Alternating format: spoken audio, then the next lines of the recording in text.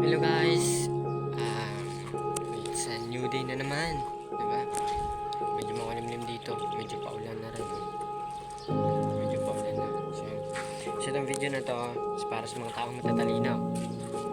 Matatalinong hindi ginagamit ng tama. Pagiging matalino nyo.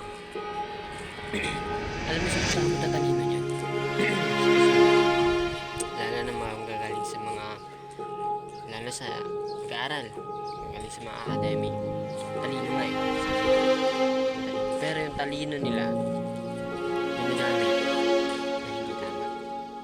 Bakit ko nasabi hindi tama? Ano ba ibig sabihin ko? Ang ibig sabihin ko dito is talino ka nga, pero yung talino mo sinasamahan mo ng yabang. Ibig sabihin dito ano po yun?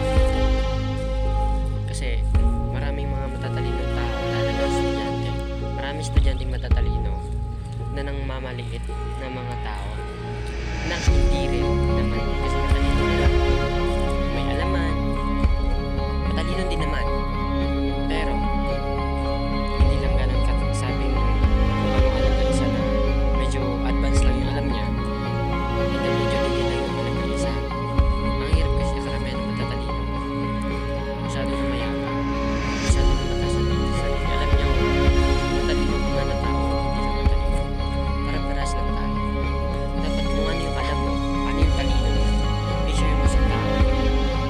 Kulang yung kaalaman. Hindi yung gagawin mo. Mamalaitin mo siya, lalaitin mo siya, sabihan mo ng bobo, sabihan mo ng tanga, inuutay lahat na naman sasabihin sa pilas na mula sa kanya. Kasi nga matalino ka. Ganun. May talino natin. Share natin sa tao. Share natin sa ibang tao. Oh, I know. Ang talino. Mas pinaghihirapan niya makuha. Nag-aaral na mabuti para maging matalino. Pero, ang point ko dito, i-share mo naman yung nalalaman mo sa ibang tao. Huwag mo namang maliitin yung ibang tao na hindi alam kung ano yung alam mo. Diba? Kumbaga sabi nga, share your blessing. Share your knowledge. Diba? Kasi kung anong talino mo ngayon, hindi mo yan madadala eh.